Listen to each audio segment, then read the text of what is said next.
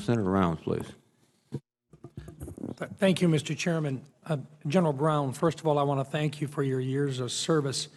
I also want to thank your family, specifically Shireen, who is with you here today, and your children. When we deploy someone, and you've been deployed multiple times, it's not just you that gets deployed, it's the entire family that feels that deployment, and I thank all of you for your service to our country. General, earlier this year at the Air Force posture hearing, you and I discussed the impact of auctioning off portions of the spectrum and what that would do to our defense capabilities. Those same concerns were echoed by all of the other service chiefs and the combatant commanders, all of them. Based on what we've discussed before, if this report, which is due in September, demonstrates that auctioning off the 3.1 to 3.45 gigahertz portion of the spectrum will adversely impact our national security, what would be your advice to the President and to the Congress, and how would you proceed? Senator, I would echo exactly what you just highlighted, the impact to our national security, because that part of the spectrum is where we have many of our capabilities across the joint force.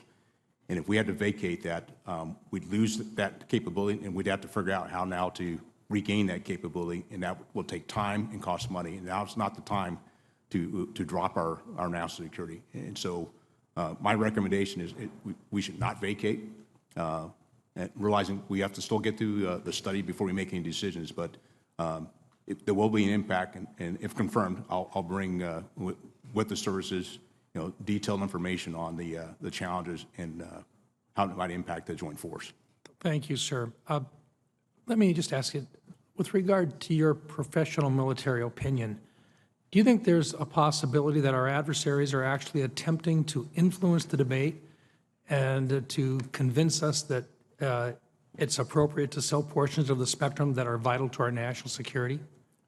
Well, Senator, I can't speak positively on that topic, but I would not be surprised if our adversaries were always trying to do something to decrease our advantage and complicate our decision-making, and it's something we need to be paying attention to as senior leaders.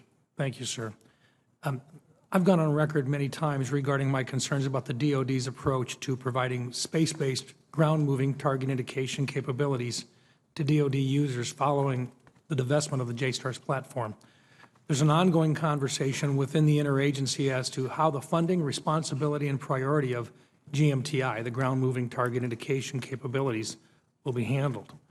And I am not confident the warfighters will get this vital capability that they need to close the kill chain in the future.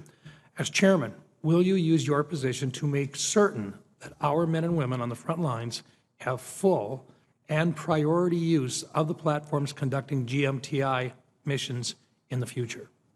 Senator, I will. Thank you, sir.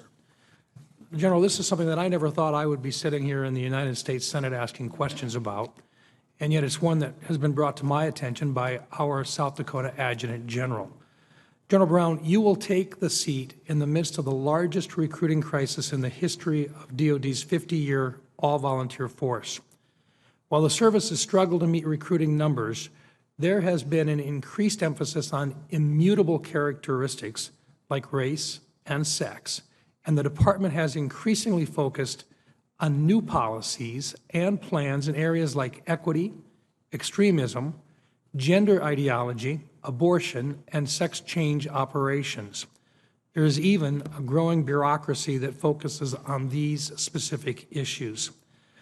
I'm aware of a situation, and was just brought to my attention, where a young woman in the South Dakota National Guard experienced a situation at basic training where she was sleeping in open bays and showering with biological males who had not had gender reassignment surgery, but were documented as females because they had begun the drug therapy process.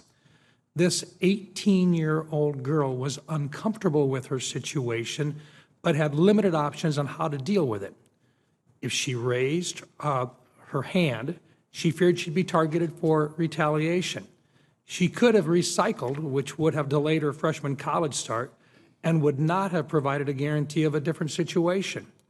She could request to leave the Guard for religious purposes and not be able to pursue her dream of serving our country. General Brown, this is a challenging situation. If confirmed as the chairman, how do you propose to handle situations like this, which I truly believe may be impacting recruitment and morale by placing a disproportionate emphasis on gender-related ideology? Senator, one of the things I've thought about throughout my career, as you're being inclusive, you also don't want to make other individuals uncomfortable. And so there's areas as we look at our policies and approaches and get feedback like this, we have to take a look to see if we can improve on our how we approach situations like this. And as I've done as the service chief, as I've done throughout my career, if confirmed, I will continue to do so. Thank you, sir. Thank you, Mr. Chairman.